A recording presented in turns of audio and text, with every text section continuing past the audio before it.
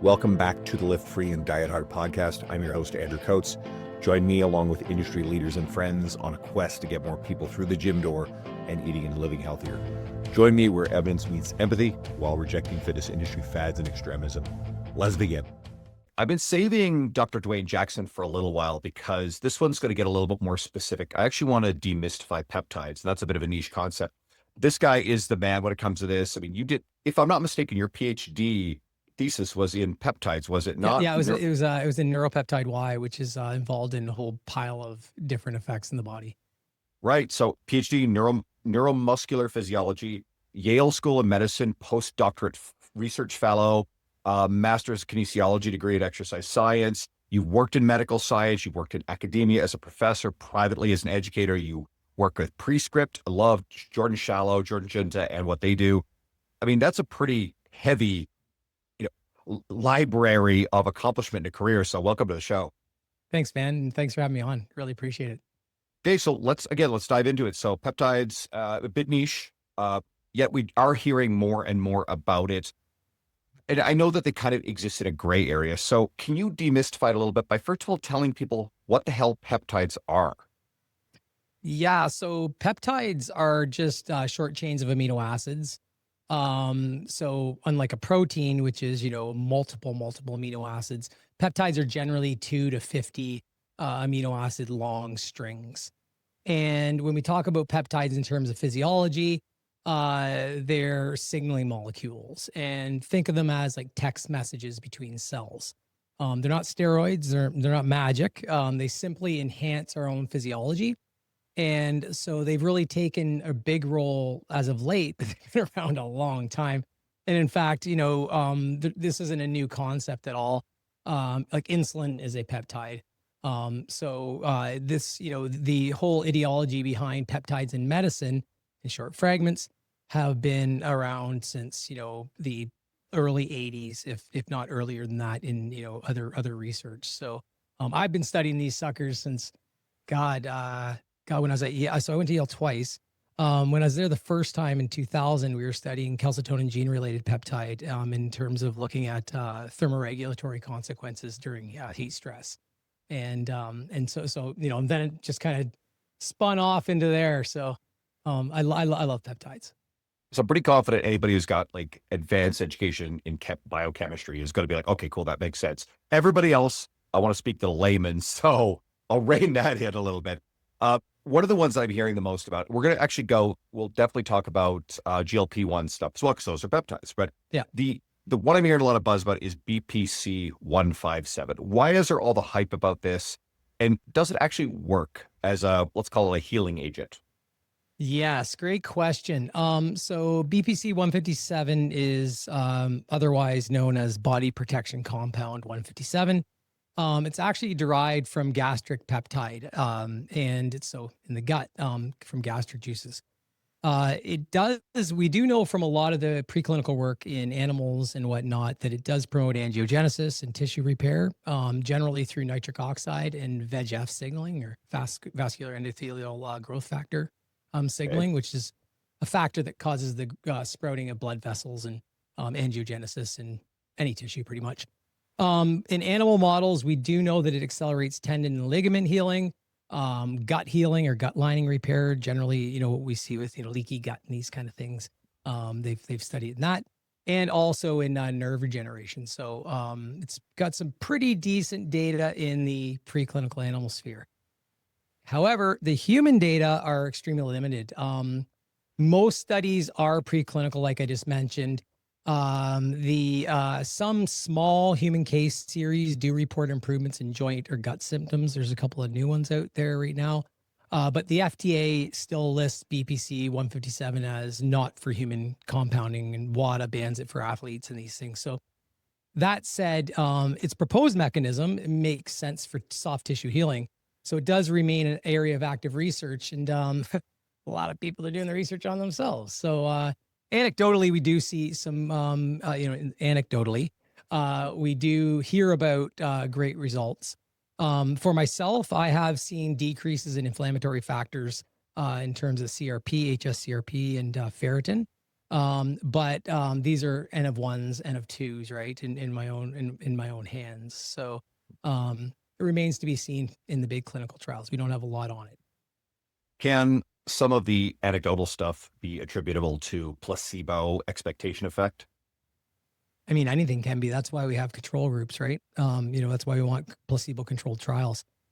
So absolutely. But the mechanisms by which it does work in the animal models these aren't unique pathways in rodents. These are pathways that do exist in human beings, and we do see some pretty good accelerated healing in some people, and in others we don't see so much. So there are people out here that'll probably listen to this podcast saying like BPC 157 did nothing for me, and then there may be others that say, man, this stuff's a miracle and I'll never take it out of my regimen. So it's again, until we have true clinical trials, we can't make, any lofty claims on it.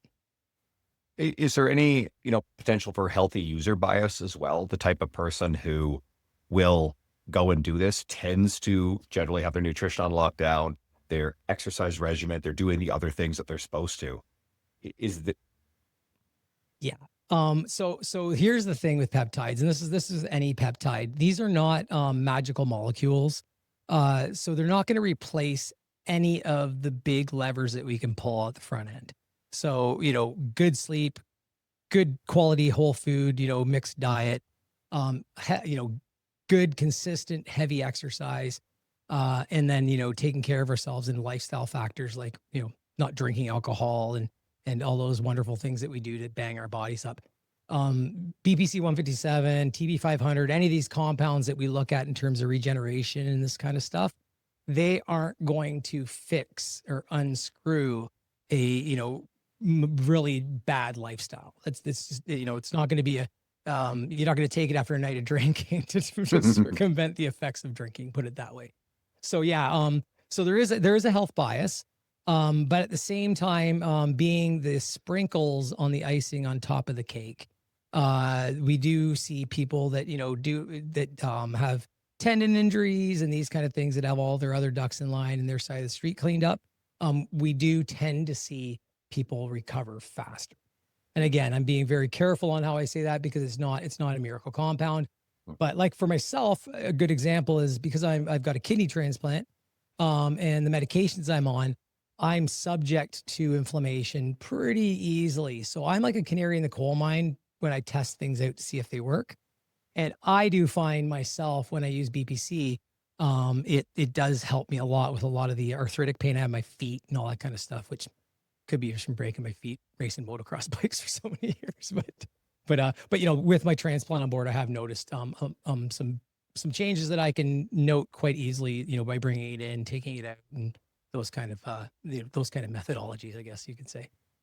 A quick sponsor break for my current aspiring coach listeners. This episode is brought to you by Train Heroic. If you know me, you know I only work with sponsors I use personally and where I know the people behind the product. Train Heroic is the best online coaching software in the industry. Not only is it a great platform for one-on-one coaching, it's fantastic for group coaching and selling standalone programs. Train Heroic is used by some of my trusted friends, so I switched my online group program here, and my members love it, raving about its ease of use. Having a dedicated app means far greater reliability for my clients and has been by far my best experience with any online coaching software. Train Heroic is a proven and stable industry leader, meaning it isn't going to suddenly disappear. One of the biggest risks in choosing an online coaching software. When you start a free trial today, you'll get 90 days free to experience why I love and trust this platform. You'll get full support from their team, who've been a joy for me to work with. And I trust Train Heroic and the people behind it. Here's how to activate your free 90-day trial. It's 2 important steps. Number 1, go to www.trainheroic.com/liftfree. Step 2, reply to the email you get. It should be trials@trainheroic.com, and let them know I sent you, or go to the links in the show notes. I have a client who's got a history of motocross crashes, and yeah, he's definitely a little bit busted up. Are there potential side effects or downsides to this in terms of sourcing, obviously, because it operates in a gray area where people are getting access, what kind of quality are they dealing with? Anything to that? So the safety data are really good with BPC 157, as are quite a few of the compounds. These are fragments, they're peptides. So when they're metabolized or broken down by peptidases, they generally just become free form amino acids. So it's not like we're breaking down drugs. Also, they're generally short acting. So, they come in and go out, and these don't have 14, 15-day half-lives. So, you're not screwed from the moment you take it. So safety wise, if you have a pure compound and the compound has decent safety data, then you're not really running much of a risk. But the problem, like you said, is that it is gray market, which is just a fancy term for black market that's not been, acted upon by the authorities. So, you are taking a risk, especially when most likely these are being imported from China, which isn't a problem at all if you're getting the right thing, but then they're being labeled in, a unknown facility. And that's where things can become a little more gray. There are ways around this, of course. There are testing facilities for third-party testing that you can send stuff off to, like Janashik, that you can do this. And companies that actually utilize these services tend to, make sure they advertise them on their sites. Where the problem is that even though this exists, how do you know that what you're getting was labeled properly? How do you know that what you're getting was the batch that was tested? So there are a number of caveats to your health when you do kind of start playing the research program on yourself. Is there anything on the regulatory side? Because obviously I'm curious about, as there's more research on this, the emerging access to it. What is this the sort of thing that the pharmaceutical companies will get very involved with, like they did with GLP-1 agonist medications? Or is there a potential that some of this stuff is going to have the big ban hammer come down legally on it? Yeah, it's a tough call, really. Way back in the late 90s, early 2000s, when all the pro hormones were coming out, and methyl 1T and all these different Superdrol, everybody thought, oh, this is great, we got these supplements that are out there. And it did get cracked down. It got shut down within a couple of years, and it was over with. With the peptides, it's a little more difficult. Obviously the research use only thing is a loophole. So there are ways that they could crack down, but the problem is that if they haven't gone through the process of Health Canada, FDA, or these different places haven't gone through the process of labeling it as a drug, then it makes it really difficult then to say that, hey, you're in possession of something that's illegal. And that's the loophole that gets played with. So the regulatory bodies are starting to crack down a little more. The US actually is much more than Canada. And highly likely because of the new mandates in health that they have going on now. They're likely because there's pharmaceutical interest. And so once pharmaceutical interest comes in, then obviously they'll start cracking down as patents and everything start to become enforced and those types of things. But the pro side of that is, if the pharmaceutical companies see, hey, there's great potential here, there's good research backing these things, theoretically, it actually opens the door to more mainstream access and quality control, right? I mean, Absolutely, I know there's this whole nebulous mistrust of big pharma, et cetera, what have you. But again, there's like insulin, right? Pretty clear cut. We know what's kind of going on there. That shit saves lives, et cetera, right? 100%. And it's the GLPs. I was actually talking to Chris Tuttle today about all this stuff, and we were going through kind of the same idea as when you're looking at, say, like something like BBC 157. There hasn't been miraculous. Like, the research has been good. It's been like, hey, this helps with tendinopathies. It helps with inflammation, helps with gut health, gut permeability. But there hasn't been something like big come out that would say, I'm going to invest billions of dollars into a phase 3, like a full phase clinical trial. And the biggest problem in clinical trials, my research that I did for 20 years at the University of Western Ontario in medical biophysics, we did worked with a lot of drug companies and pharma to design molecules and small molecules for getting at actually MPY receptors. And you got to remember that in order to take something from phase 1, which my lab was a phase 1 lab, right through to phase 3 human full clinical trial, It is a process, and you have, over a 90% chance of things failing in the phase 3. So phase 1, is generally, you have your preclinical, then you go to phase 1, and that's when, you're treating something that nothing else will treat it, and it's imminent, death or, serious health consequences for the actual patient. So this is, this drug may be a miracle. And then, you move on to phase 2, or now we're moving into there are treatments and adjuvant treatments. And then phase 3, it's like, hey, how does this behave in healthy populations? And that's like in a general sense. And so you got to go through a lot of steps to get there. So the pharma companies have to have a lot of stock in this is going to save lives kind of thing. So, or at least change the way we treat certain diseases. So compounds like BPC in my eyes haven't really shown that promise in terms of animal studies and preclinical work. And that's probably what has been slowing down any sort of progress on that. And some peptides, out there have gone through the clinical trials, and they get to phase 3, and they, or even into phase 1, and they start looking at the preclinical data and everything else. Like, we saw propensity for, say, cancer in these animals with, increased dosing, or in the dose finding studies. And they say, well, we're going to pull the plug anyway, because once it gets to phase 3, we're going to be losing a whole pile of money. So, the fear of big pharma gets me really frustrated in the fitness and bodybuilding industry, because it's big pharma that got everybody to 300 pounds on stage. And that's, big pharma gives them all the black market underground lab stuff that gets it going. So all the research has been done. All the, the expensive part has been funded by big pharma, big scientists like myself, when we had, massive funding to do this stuff. So we have to give big pharma a little bit of props if we're going to be using pharmacology to kind of enhance our lives, longevity, body, whatever it is that we're trying to achieve. So, yeah. Are there any peptides, anything that's also promising? I mean, BP 157 is the one that we're hearing a lot about in terms of let's call it the healing factor, right? Turn everybody into Wolverine, only not quite. Is there anything else out there that you think, hey, there's promise here, and its benefits? I mean, there are a number of different ones.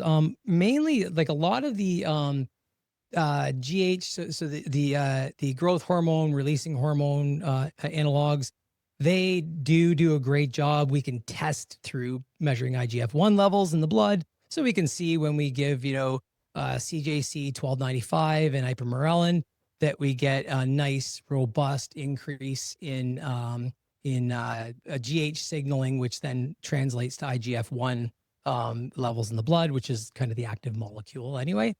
So we do know that there are a number of compounds that give us what we want. BPC is a little bit more of a black box because it's a little subjective. We can measure inflammation and everything else, but like I said, the GHRH receptor analogs, the ghrelin receptor analogs like ipamorelin, we know that they help with both the frequency and amplitude of GH signaling or GH pulses. And we do see this in the blood work when we look at IGF-1 levels. So they're good. They work well. Also, when we look at the GLPs, right, and then all the other drugs that are in that kind of category that aren't just a glucagon-like peptide 1 receptor agonist, they work really, really well. There's a few mitochondrial peptides that are still a little bit controversial, but some have some good backing. So SS31 does have relatively good backing and has received FDA accelerated approval for Barth syndrome, which is a rare mitochondrial disease, and it does help with the heart disease component of that affliction. It also does help with maintaining the integrity of the cristae, the little foldy things in the mitochondria that then stop from proton leakage and ATP leakage during, in our case, it would be during heavy exercise and these kind of things. So we do know those work really well. But then we have other ones like MOTC that's usually used in conjunction with SS31, which is also a mitochondrial encoded peptide. And it acts more like a metabolic thermostat. So it activates AMPK and PGC1 alpha, which improves glucose uptake, fat oxidation, these types of things. We know that exercise naturally raises MOTS-c. And we also know that, and it's actually one of the reasons why training makes us look younger and feel younger. And we also know that as we age, MOTS-c levels in the body start to go down. So again, not a lot of human research like there is with SS31, but the animal research showing that it actually gets into the body and does its thing. And the research that we know about MOTS-c levels with exercise and the decline as we age, you can connect a few dots, but again, that's not a clinical trial. And, it's a ubiquitous a compound, so it does circulate around the body. But we do know that it is something that's very, very important in mitochondrial function and electron transport chain function. So lots of ATP produced and those kind of things. A lot of this stuff's going to sound fairly advanced to, a lot of even enthusiasts. So guys, thanks for rolling with this. Do you think scaled out over a longer time horizon, this is an area where we're going to see more developments and more mainstream applicability where it's kind of a regular everyday thing? I mean, we're already seeing that with GLP-1s, and we're going to get to that next. But do you think that some of these other things, and maybe not specifically, but just the interest in the technology, the biomedical technology, it's just going to go that direction? Yeah, and it already has been. Like I said, I was studying this stuff back in the late 90s, early 2000s when I was in my finishing up my master and starting my PhD when I went off to Yale. And it so science takes time, right? And it takes time because we have to publish the papers, all the preclinical work and everything else. So this is nothing new. What is new is that the general population is starting to dance in these really interesting circles of like injecting those cells every day and everything else, which was kind of reserved to the original biohackers, if you will, the bodybuilders. Like we were mucking around with this stuff back in, like I said, like 2000. So even earlier than that. So yeah, it's just gonna grow. The research in the area of these peptides has been around and will continue to get funded and do so. But what's going to happen, whether it's underground or whatever, that remains to be seen, because it's really Wild West right now out there if you really want to get down to it. All right. We've alluded to the GLP-1 agonist medications. There's also GIP agonist medications. Are there any exciting advances here? Because, obviously we hear about your Ozempics, right? But what is it? Semaglutide. Ozempic is semaglutide. Semaglutide, yeah. Yeah, sorry. I mispronounced it. Wegovy. I think there's another one. I guess I forget all the drugs. So right now, the ones that are kind of the big ones that are being talked about the most and everything else in the industry are semaglutide or Ozempic. We've also got tirzepatide, which is a dual agonist, and then retatrutide, which is a 3-point agonist. And so when we look at the true GLP-1s, right, that is left to like semaglutide, and that is that's going to be basically agonizing the GLP-1 receptor, which then plays a big role in glucose homeostasis, inflammation, and now we know a lot about dyslipidemia, so our cholesterol levels and everything else. And then we move forward as we get into the other medications for this. Then we've got tirzepatide that comes in next, which then has our glucagon-like receptor 1 agonist plus a GIP agonist, which then helps to accentuate the insulinogenic effects or the effects on blood glucose. And so Mounjaro is our big one for that we see out there.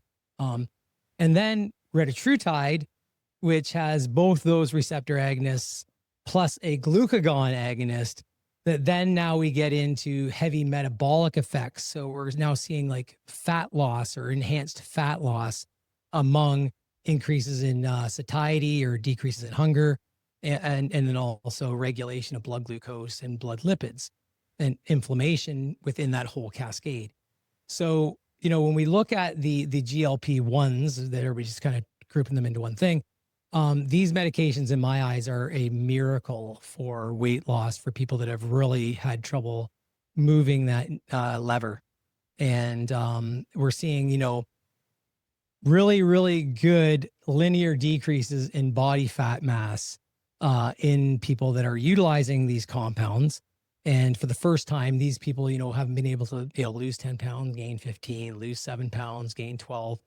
Now we see the drops happening, like I said, on a linear scale.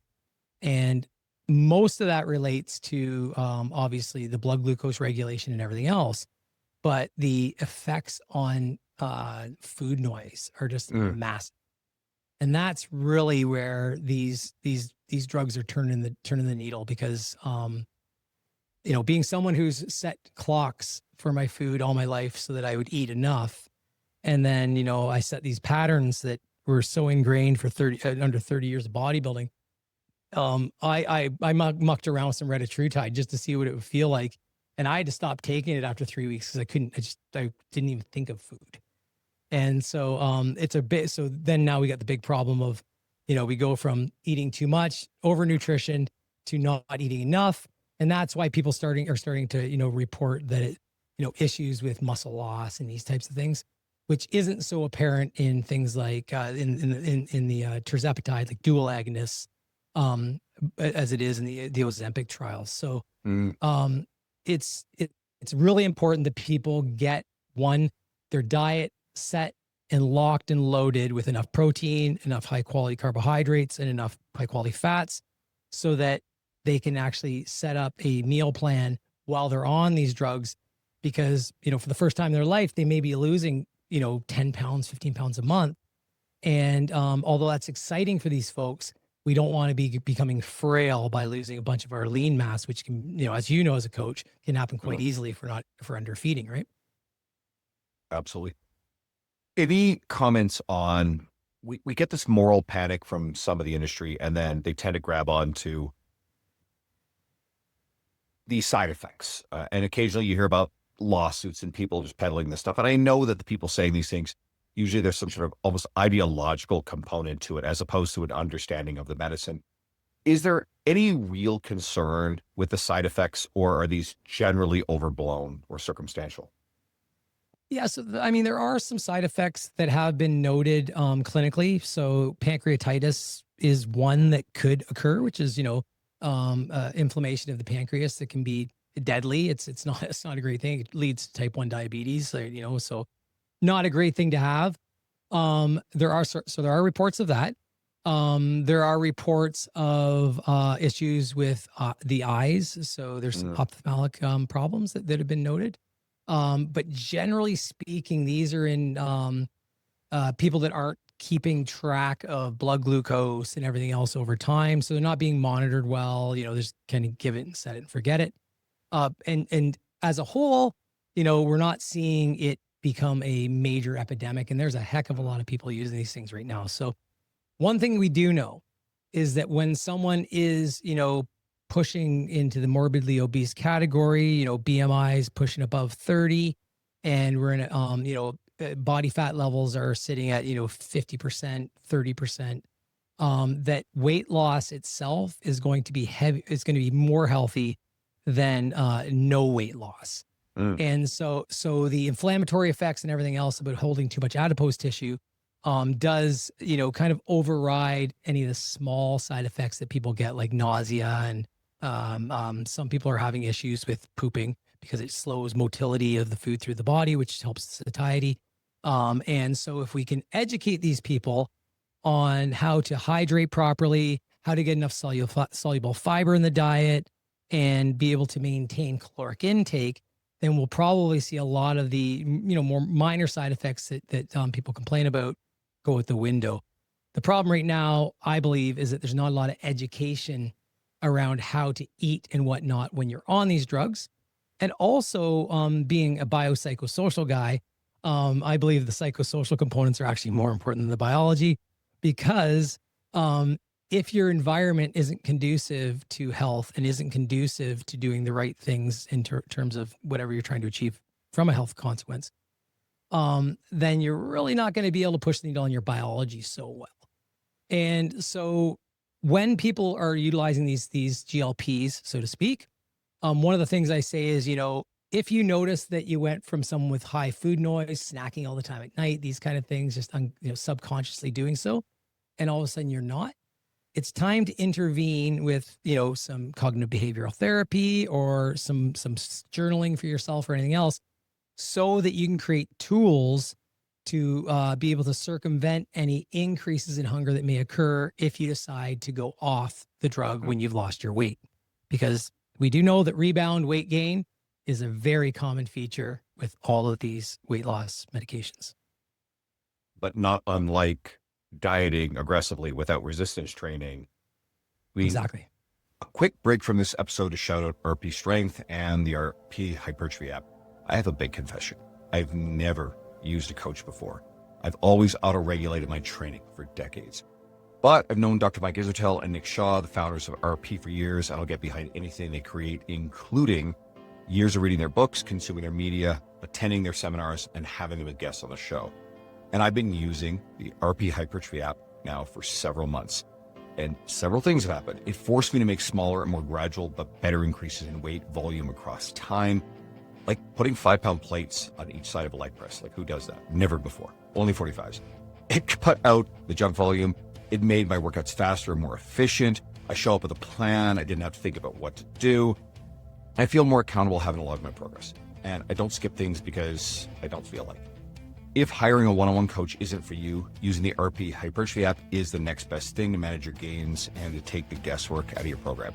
There's a 30-day money-back guarantee, so you can try it risk-free, and if you don't like it, they'll give you your money back. And I've also got you a $50 US dollar discount, so go to rpstrength.com/coats and use the code COATSRP, or go to the link below in the show notes. That's rpstrength.com/coats and use the code COATSRP. Almost all this stuff as my understanding of the research and talking to people like you, Dr. Crystal Guevara, who I've had on the podcast in the past, who's brilliant with this stuff, Dr. Spencer Nadolski, he knows a lot about this stuff.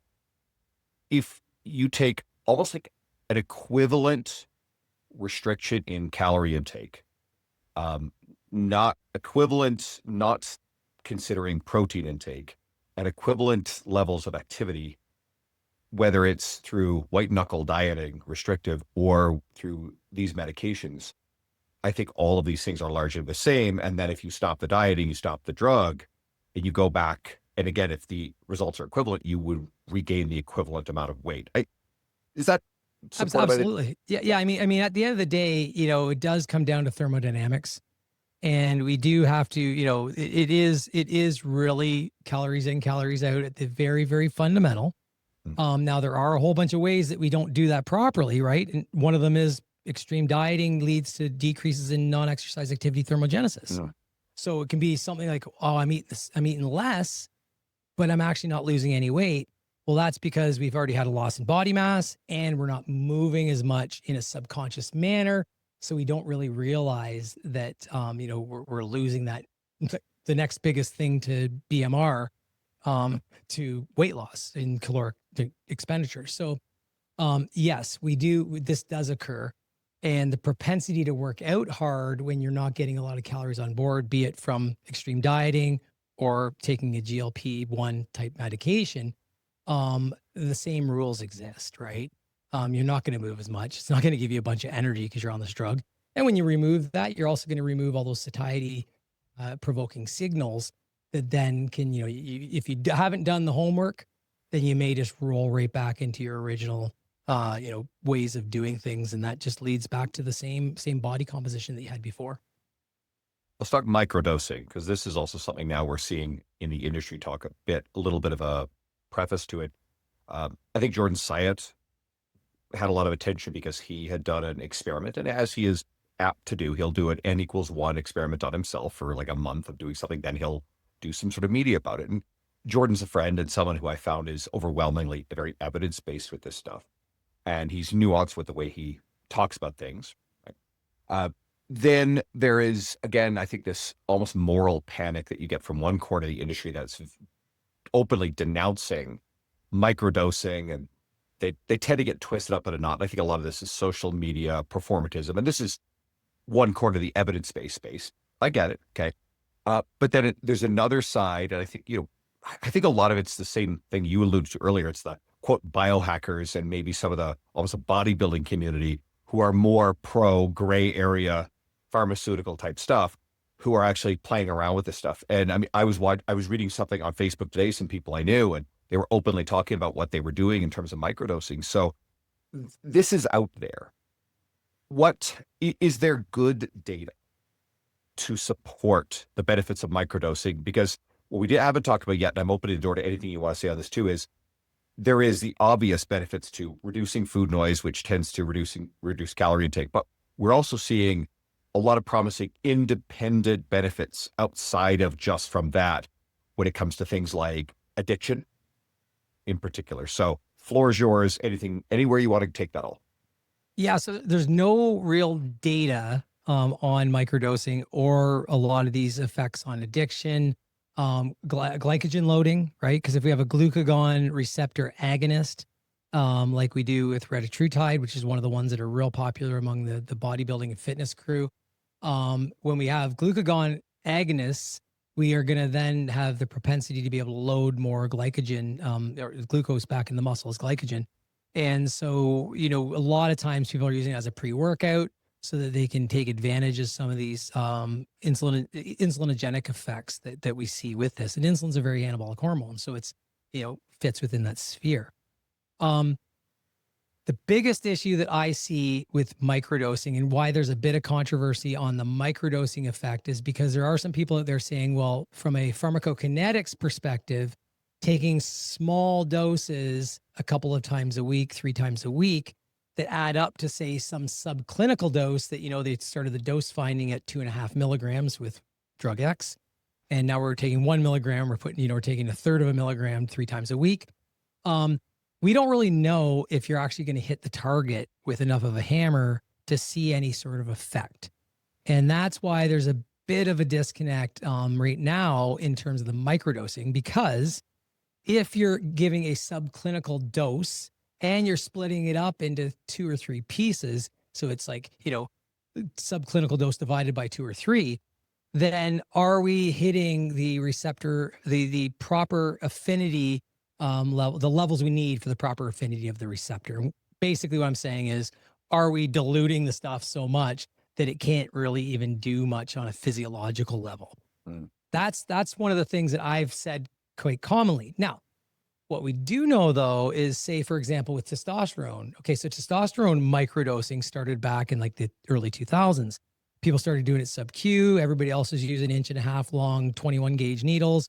And some guys were like, hey, let's start trying to do my testosterone spread out over the week with subcutaneously instead of taking like 3 milliliters of it. And what we find is that when we do use testosterone in a microdosed manner, with the total dose being what the total dose would normally be, say it's 250 milligrams or something, what we find is that the impact on hematocrit and cardiovascular variables, lipids, blood lipids, and everything else, it's actually much lower. And this is strictly because any drug that we take in a single dose comes in as a bolus. And if it's got a 6 or 7 day half-life or longer, that bolus starts out real high and then it reaches some sort of nadir or the lowest point. And then we hit it again somewhere within that half-life, and then it comes back up. And over time, that will then result in a stabilized dosing protocol as an average, right, as a mean. But the plus or minus, the variability is very, very high. And so the propensity to feel side effects would go up. And we do know this with testosterone. And that's why people are now using it, in three split doses up to 7 split doses in a week. Pharmacologically, this is a very, very sound way to do things. With a lot of these GLPs, they have like 6 to 7 day half-lives.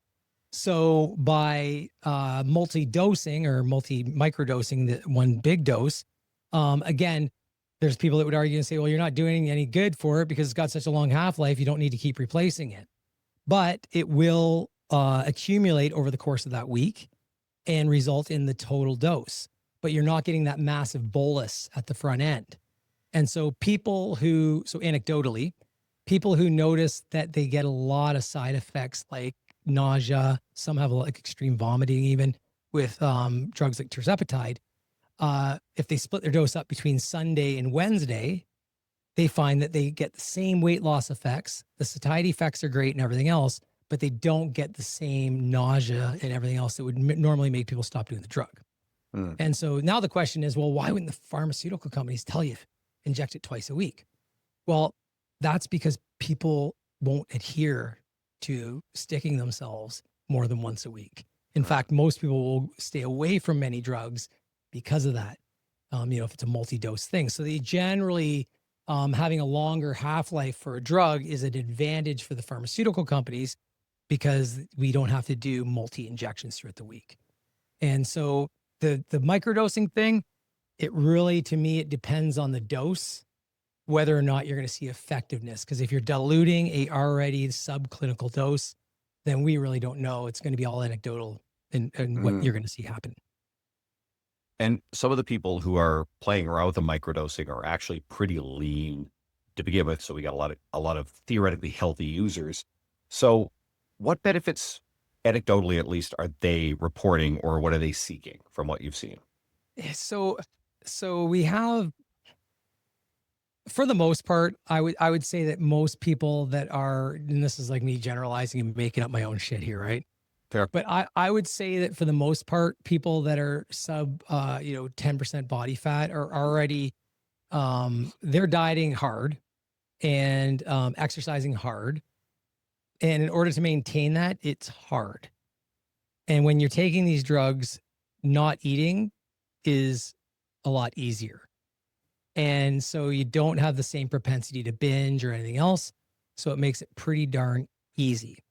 Now we got to remember too, that a lot of times, I'm not saying everybody, but a lot of times when people are mucking around with retatrutide and tirzepatide or semaglutide, whatever they're playing with, and they're sub 10% body fat and they're looking pretty good, they're probably on other things. And so common ones are going to be testosterone replacement theory, right? Or therapy, right? So, so they could be on 150 milligrams, 200 milligrams of test as TRT. That's going to support anabolism quite well and protein accretion. So we're not going to have a lot of problems with losing muscle. And then they may also be taking T3 and T4 for that matter. So thyroid hormones. And if they're taking those, then they're circumventing the effects of metabolic adaptation from low calorie diet. So they're still keeping those hormones that are normally downregulated with low calories up. And so it's just another kind of additive tool in the toolbox to keep them looking healthy and healthy by North American standards, and lean. And so I think for the most part, like I said, it's to cut down on the binge eating that occurs when we low cal too long. So we can definitely extrapolate. I know this anecdotally that the competitive side of the industry, they're going to be going hard into this stuff. Yeah. But not everybody. I work with a lot of pro bodybuilders, so it's kind of funny actually, because asking the question about microdosing and whatnot, it's a little controversial, right? And I had about 3 WhatsApp messages from a bunch of guys that I work with, and they're like, I haven't started taking Reta yet, but I'm watching because I want to see what happens when my buddies go off it. So yeah, it's the bodybuilding industry is the ultimate biohacking playground, because that's really, we're not wearing blue light glasses here. It's mucking around with stuff like this. So the real truth's going to come out, in several years from now when we see what happens with these guys. Little bit of a related tangent. I'll try to form my thoughts on this. If anybody follows, I love Generation Iron. I've written for them, love their media. But if you follow their Instagram account, it seems like it's gotten better, but Jesus, for a while, every second post was a dead bodybuilder. Now, part of that is the extreme proliferation of how many competitors there are versus the old bodybuilding magazine days, right? Social media, now you hear about everything. You weren't always getting these stories. So that's part of it. But I've said this in various different places. I have a theory, and I think it's probably bang on. I grew up on bodybuilding magazines. You certainly came from that era, right? You've been in that world heavily. The competitors were probably dieting for 1, maybe 2 shows a year. And they weren't spending much extra time trying to stay lean. They would diet for shows, and then they would probably, there wasn't necessarily much reverse dieting going back far enough. So they gain a fair bit of body fat. The old Lee Priest before and afters are really funny when he would crush a lot of fried chicken, I think, by reputation anyway. But most of the bodybuilders, competitive world, they were walking around most of the year with actually higher levels of body fat, probably more than maybe they should have. But now, because of social media, and I think this is what's really changed everything, there is pressure to look, especially for the social media stars, there's pressure to look really lean all the time. Now, I don't know the full story behind this. Is this young German guy, I think maybe his name was Joe. And anyway, he died, and I think there was some sort of a congenital heart issue. This is a guy who he would stick his arms out, he'd wave his fingers, and all the chest fibers would ripple, right? That was his sort of thing. Here's the danger. And again, I'll use him as an example, maybe more general, because I don't know specifically what happened to him. But what do we generally assume about competitive types who are at this level of muscular and lean? I mean, that sustaining that level of muscularity and extreme leanness, it doesn't occur naturally. It is ultra rare naturally. So you got a variety of different things, testosterone and other type of steroids, but probably other compounds, diuretics, extremely dangerous, other sort of things that are, quote, burning fat, keeping body fat levels low. But the pressure through social media and branding to stay that lean year round, I think is extraordinarily dangerous. I'd love your thoughts on that. Yeah. So I come from 90s bodybuilding, and, a lot of the bodybuilders that are, there's a lot of young guys that are dying, but a lot of bodybuilders that are dying right now are ones that are, 40, 50 years old, like in my cohort. Guys I knew, and actually a lot of them died back then too. We lost some big mass monsters, great Kovacs and these kind of guys. And you're right. So competing was interesting because in Canada, it was a real bummer because you had to, in order to get a pro card, there's one pro card available, so you had to win the nationals, and that's how you got your pro card. So you had tons of guys. But at the same time, we all tended to, the kind of general rule was, you dieted for 16 weeks, you upped your testosterone, and you might have been taking EQ and a bunch of other anabolics at the same time. Whatever you get your hands on, because you couldn't buy it online, you're getting it from veterinarians that would sell it out their back door, or guys that had the line to Mexico, that kind of stuff. But the point was that you generally dieted for the show, and then you bulked up. And for a guy like me that had the propensity to be able to eat as much as I wanted any other time, it was pretty easy for me to get to a 265-pound guy. But at the same time, we did go 16 weeks on, generally 16 weeks off. There was no blast and cruise thing. There's no cruise component. It was like blast, and then you did your show during that time, and then you took a year off to get to the next weight class, and that's when you bulked up. And I would generally gain 50, 60 pounds within a couple of weeks of doing a show. And so that paid its own toll. I mean, I have a kidney transplant. There's no surprise there. But at the same time, there was no, like when you were a bulked up bodybuilder, the girls just thought you were bulking up, and it was all good. You're fat, by today's standards, especially. But nowadays you've nailed it. There is a massive, massive thing to have a 6-pack all year round as a bodybuilder. And, that's both comes in contracts, right? And it also comes in just the fact that we, generally the sport's full of body dysmorphia. And so, if you feed into that, you're creating a perfect storm. And so people are doing extreme things to keep what they look like. I mean, even when you look at how many people have amazing physiques, females and males, and goobs catching them doing like a 3 millimeter tweak on their shoulders. It's actually sad. It shows us a sad state of affairs in our industry, that the fitness industry is not fit. And what we're proposing as fit is not fitness. And it just looks good in pictures because that's what we created that looks good. I just was walking around in the Olympia. I got to see Goob, so it's always good to see him. There's so much hype around him now. I love what he's doing there. But walking around the 2 days of the Olympia Expo, it's not a reflection of reality in terms of the physiques. And I'm a big human being and I'm reasonably lean in the grand scheme of things. But I mean, holy shit, right? It could, I'm pretty grounded, but boy, did I feel small-ish walking around this space. And I'm not a small human being. Yeah, So and it's that, people prep to walk around the expo, right? Like, and it's the same thing what we're talking about, right? It's people who are not getting up on stages. And this is another fascinating one too, is traditionally you had to effectively compete and be in the bodybuilding magazines to be let's say a known figure, a big star within the fitness industry. But there are numerous individuals who don't compete, barely compete, or just haven't done much of it across a career. And because they're savvy on YouTube, then all of a sudden they're some of the biggest stars and personalities of the industry. I mean, Sam Sulek, he was there and he seems like a really grounded, humble guy. And he did go and compete and he crushed his competition. So respect to him. But I mean, he was a global, tour de force of the industry with a massive following before he'd ever actually stepped on stage. absolutely. Yeah. Right.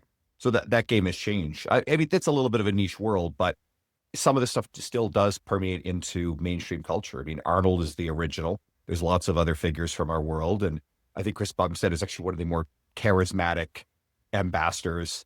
Absolutely. Again, I think there's some good things in some of these figures actually having mainstream, again, Sam Sulek, I think. But then, and I'm going to speak offhand here, but I see, and I don't follow these guys, the Trend Twins. And there's this huge lineup to go talk to these guys. And I mean, this is worshiping idiocy. I mean, these are two of the dumbest human beings that exist in our space. And there's a few people I was talking to there and they knew who the Trend Twins were. And I asked, well, do you know who Boston Lloyd is? They're like, no. I'm like, you want to know why you don't know who he is? Because he's dead. Yeah. Because this is one of the guys who glorified extreme use of anabolics. That was he even 30? I don't remember. Like he's been dead a while. I think, very young man. And just very surprising, right? Because he's fit. Look at him, he's ripped and big. It's actually funny. So there is a wave that's shifting because the guys that have survived the 90s and all the way through, like myself, we're really focusing now on longevity and really trying to promote the healthy aspects of what we learned from doing things the wrong way. And that's actually funny you mentioned Generation Iron because we are right now working on a documentary, myself and them, and like a mind and muscle one based purely on this is like, after you've done all the professional sports and you banged yourself all up, kind of how do you un-F this system? And that's really what, that's why I'm very candid and very, very open about, my experience, because I was that guy who wore I used to wear a sweatshirt that said fueled by Upjohn on it. And Upjohn was who made Winstrol back in like the 90s, that kind of stuff, because, you thought you were the cool cat. Bodybuilding was not mainstream at all. When you're walking around as a bodybuilder, you're the only guy walking around like that around you. Right. So, now it's become really mainstream, and that's because the access to pretty powerful drugs is real easy. And back when I started, I had to go to like Gold's Gym in Thornhill, like Toronto area, and ask for this guy's name. I'm not going to mention his name because he'll probably hunt me down. And walk in there and say like, "Where's so and so?" And then he stood up and said like, "Who the F wants to know?" and put me up against the wall. And I'm like, "Oh," and I was like 16 years old, and I'm like, "Hey, I've heard that I need to talk to you about getting stuff so I can start doing bodybuilding competitions." And, I started competing at 17, 18 years old. That's the level you had to go. Like you had to know a guy who knew a guy, or you had to take some chances to get yourself into the game. Nowadays, it's like, I want to get into the game. You go online, it's, you're surf the net and you can order stuff and it comes right to your doorway. And that's dangerous. So now we've got this becoming a mainstream thing. And hey, they work, right? And so you get a 17 or 18-year-old kid that's starting to work out and then decides he wants to hop on the old trend wagon, without, and then watching, actually, I've seen some of these like trend challenges and all this kind of shit online. That's not the education you want to have. It's actually funny. We're talking about this right now because I'm doing for this stuff with Generation Iron. Like, my books are downstairs. So I have like the World Anabolic Reference Guide. I have the World Anabolic Review. I have books from the 80s, like early 80s, called like The Quest for Size. And all of these actually had all of the bodybuilding drugs in them, from a pharmacological point of view, all the dosing, what they're used for normally, what they, where you find them in Mexico or in Spain or wherever you go. And that was our internet back then.